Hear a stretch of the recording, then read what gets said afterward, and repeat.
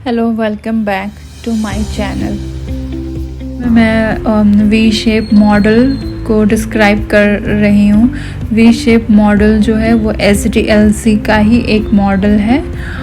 We shape model को हम लोग actually verification and validation model बोलते हैं और ये वाटरफॉल मॉडल का एक्सटेंशन है। जैसे हम लोग वाटरफॉल मॉडल में one step by one step complete करते हैं, तो वेरिफिकेशन एंड वैलिडेशन में भी ऐसा ही है। ये वाटरफॉल मॉडल का एक्सटेंशन है और इसमें एक चीज़ ये है कि इसके हर फेज़ में टेस्टिंग एसोसिएटेड होता है और वेरिफिकेशन फेज़ में बेसिकली हम लोग रिक्वायरमेंट एनालिसिस करते हैं, फिर उसमें सिस्टम डिज़ाइन। तो डिज़ाइनिंग जो होता है वो भी 3 टाइप्स का होता है। एक होता है पूरा ओवरऑल सिस्टम को डिज़ाइन करना, फिर उसके मॉड्यूल मतलब आर्किटेक्चर डिज़ाइन करना, फिर आर्किटेक्चर डिज़ाइन के अंदर जो मॉड्यूल्स होते हैं डिफरेंट मॉड्यूल्स उनको डिज़ाइन करना। मतलब बेसिकली वेरिफिकेशन में क्या होता है, हम लोग स्टेप बाय स्टेप वेरिफिकेशन करते हैं। उसके बाद वैलिडेशन फेज़ में क्या होता है, वैलिडेशन फेज़ में सारी टेस्टिंग्स आती है। जैसे कि हम लोग यूनिट टेस्टिंग करते हैं। यूनिट टेस्टिंग मतलब किसी एक यूनिट को बिल्ड करके फिर उसका टेस्ट करना, फिर उस यूनिट को इंटीग्रेट करने के बाद फिर उसका टेस्ट करना, उसको हम लोग इंटीग्रेशन टेस्टिंग बोलते हैं। फिर सिस्टम टेस्टिंग होता है, फिर एक्सेप्टेंस टेस्टिंग मतलब फाइनली ओवरऑल जब हम लोग का सिस्टम बिल्ड हो जाता है तो फिर उसको टेस्ट करना होता है कि वो एक्सेप्टेबल है भी या नहीं, हमारे रिक्वायरमेंट को फुलफ़िल कर भी रहा है या नहीं।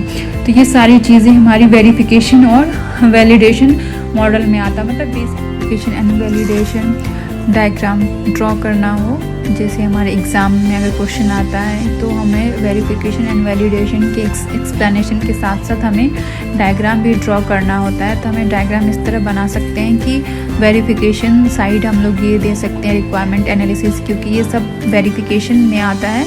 रिक्वायरमेंट एनालिसिस, फिर हम सिस्टम डिज़ाइन करते हैं, फिर आर्किटेक्चरल डिज़ाइन, फिर आफ्टर दैट मॉड्यूल डिज़ाइन। और अगर हम वैलिडेशन साइड की बात करें तो इसमें हमें सारे टेस्टिंग्स दिखानी पड़ती है। जैसे कि अगर मॉड्यूल डिज़ाइन है तो हमारी यूनिट टेस्टिंग होगी, आर्किटेक्चरल डिज़ाइन है तो इंटीग्रेशन टेस्टिंग होगी, एंड सिस्टम डिज़ाइन है तो सिस्टम टेस्टिंग होंगी, और रिक्वायरमेंट एनालिसिस है तो हमारी एक्सेप्टेंस टेस्टिंग है। तो हम इस तरह से वेरिफिकेशन एंड वैलिडेशन का डायग्राम बना सकते हैं।